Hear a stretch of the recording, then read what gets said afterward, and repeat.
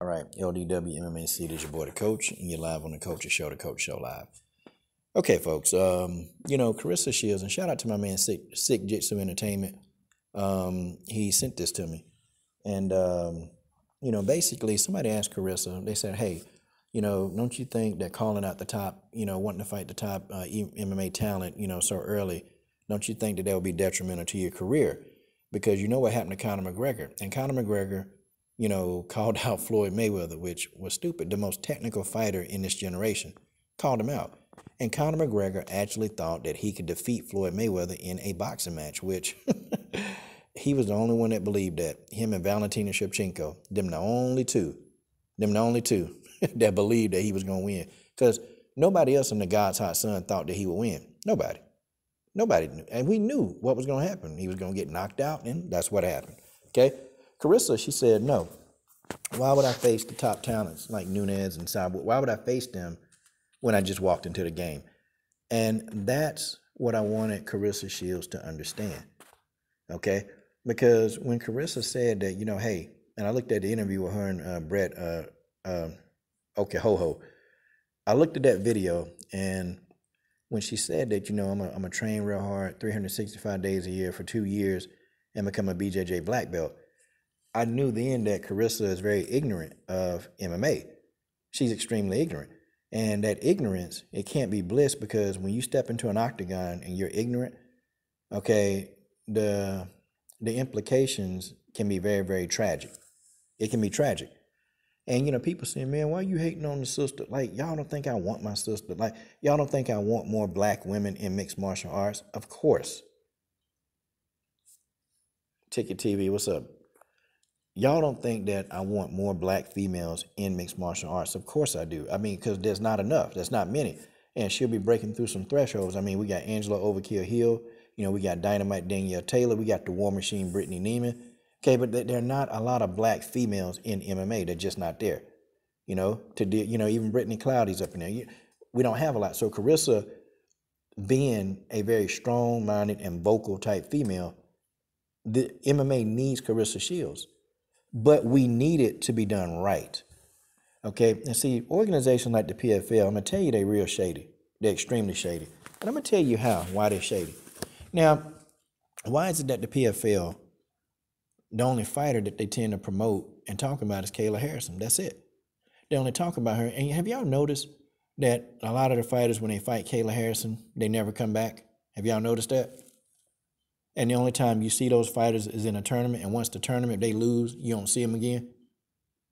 We ain't seen Sarah Kaufman again, have we? Anybody seen Sarah Kaufman? Where's she at? And isn't it funny, man, how Roberta Samad, y'all remember her?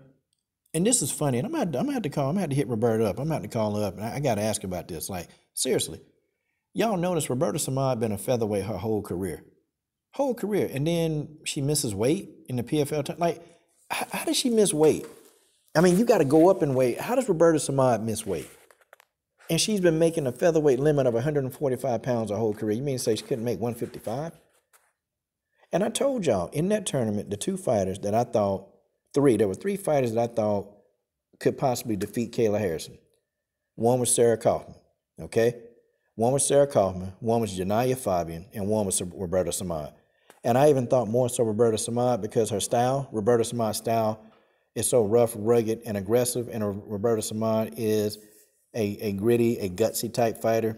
And she's going to grind it out. And also, too, Roberta Samad isn't going to be taken down like that. Okay, and Roberta Samad, her submissions are very, very good, especially off her back. So I thought that Roberta Samad or Janaya Fabian definitely would be the one to get Kayla out of there. But you notice mysteriously that those two, something mysteriously happened to Janaya Fabian, who was actually going through that tournament, knocking people out. Then all of a sudden, when it's time to face Kayla Harrison, mysteriously, she's gone. Roberta Samad mysteriously can't make weight. I find that shady. Okay, and then all of a sudden, when Sarah Kaufman submits Morgan Freer, okay, somebody who was on paper was supposed to get beat because she's not a match for anybody, then all of a sudden, Morgan Freer gets to fight Kayla Harrison. Now, how was that when everybody else who lost in that tournament, the majority of them people, you really ain't really see them no more? Or Roberta Samad and Janaya Fabian, they out. Like, guys, the PFL is shady. And you know, organizations like PFL, they don't mind taking some short term money with Carissa Shields. They don't mind taking that short term dough. They don't mind the short term bread because to them, Carissa might be expendable. Okay, we just don't know. See, y'all don't think I want my sister to do it. I do, but I want her to do it right. Okay? In MMA, it's completely, you know, you need an amateur career, man. You need to have it. It's something essential. And I know in Carissa's mind, she feel like I don't have time, you know, because I need money. And I get that, man. I get it. And even if she's going to bypass the amateurs and go right to the pros, they need to set Carissa up with a lot of opponents. And I'm talking about at least 5 to 6 of these opponents that are scrubs. I'm talking about people that she's got a very winnable chance to defeat. And that's how it's got to be. Okay, that's why the amateurs in mixed martial arts are so important. It's so important for a fighter to have at least 6 to 5 amateur bouts because the business of MMA don't care. Okay, they don't care if you can strike and beat somebody the whole fight and then somebody mess up and catch you in a submission, fight's over. Okay? And with Carissa Shields saying that in 2 years she'll become a BJJ black belt, I noticed that there's a very extreme level of ignorance on her part. It's a lot of it. And these are the kind of things that Carissa Shields can get caught up in, okay? And she can be injured because the girl still got the box. She's going to box and do MMA. She still got a box. That's the thing, you know? She's got to learn how to defend, especially arm bars and kimuras, okay? I mean, she got to definitely be able to defend those because those are direct attacks and those are direct damage to the arm. She's got to be able to do that. She's got to be able to defend that. I'm telling you, there's a lot.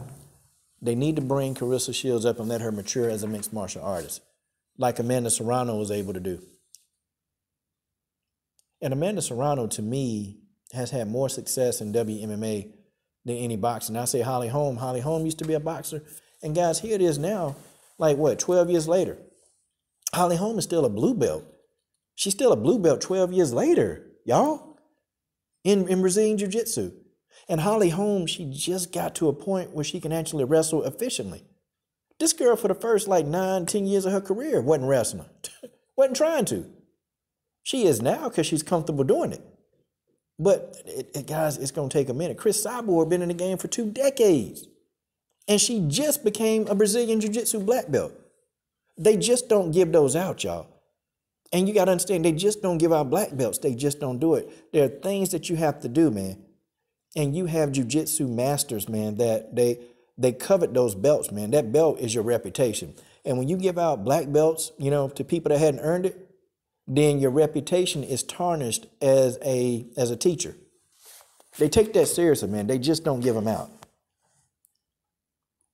Carissa Shields need to be guided in the right directions with the right opponents. And then, and only then, when she's done enough work, and this is the same thing I said to Kayla Harrison, when she's done enough groundwork, okay, now, 3, 4 years from now, okay, now, you know, your takedown defense will be decent enough to where people not taking you to the ground. No, you might not be a jiu-jitsu black belt, but you can probably raise to the elevation of a blue belt, you know, and maybe possibly even a purple belt. You know, maybe you can get there.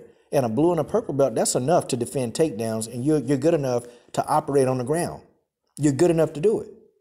But if you run in there, you still a jiu-jitsu white belt, and man, look, somebody gonna break your arm and break it out of the socket, okay? That's just what's gonna happen. And I'm being real, okay? I want Carissa to be successful. I don't want her to be set up for some quick money, man. I don't want that. I don't want Carissa Shields to be set up for some quick money so these people can bank, and then Carissa Shields sitting over here with nothing, okay? And I know it's her life, but I understand a lot of what MMA is gonna tell you. I understand. I get it.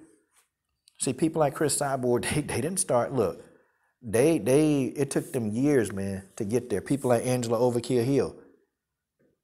Angela Overkill Hill is finally actually starting to wrestle after all this time. She's been in the game for a decade. The work is there. Carissa's a hard worker. Carissa learns fast, but there are some things that only time, okay, only time is gonna teach you.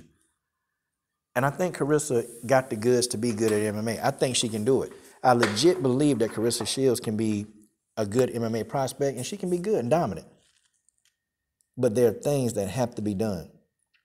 They must be completed in order to be the best that you can be in the world of mixed martial arts.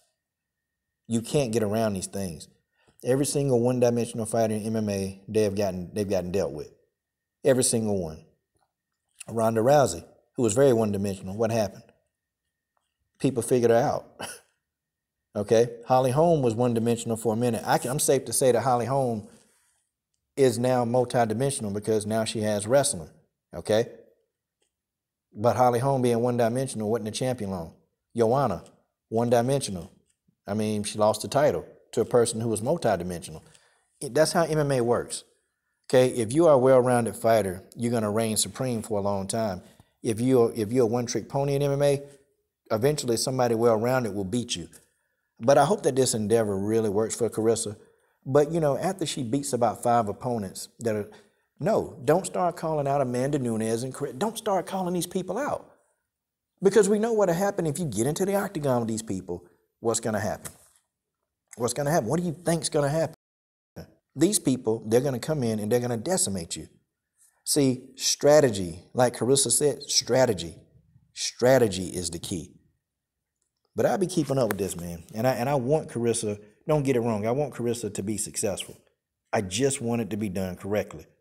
Because I hate to see another talented black woman just be sold out because somebody want to make some quick money.